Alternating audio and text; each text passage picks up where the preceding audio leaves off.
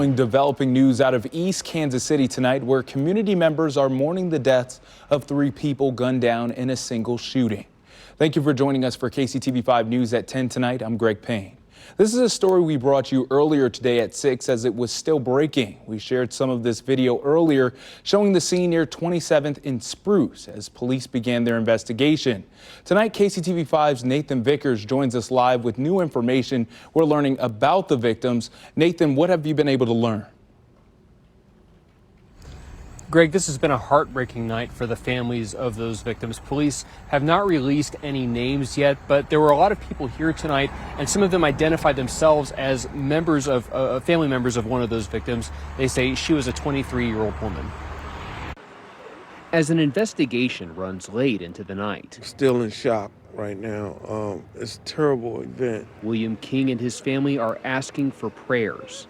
He says his 23-year-old granddaughter, Janae, was one of 3 people killed tonight in a shooting. She was going to a birthday party with one of her friends. Police say they responded to reports of a disturbance around 4. Call indicated there were several people that had been shot. When officers arrived, they found 3 victims. They're still searching for possible suspects. These 3 deceased people here are going to need the public's help to find out exactly what happened to them. Officers described it as chaotic at first, and on the way to the neighborhood, a police van collided with an unrelated car. That officer was taken to the hospital for precaution, believed to be very minor injuries. King and his family rushed over as soon as they found out what had happened to his granddaughter.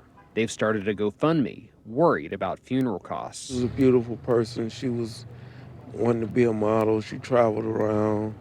She knew a lot of good friends. They hope the investigation happening tonight will provide some answers. Keep us in your prayers. Keep the King family, the Owens family in your prayers, and talk to your kids and get the guns from them.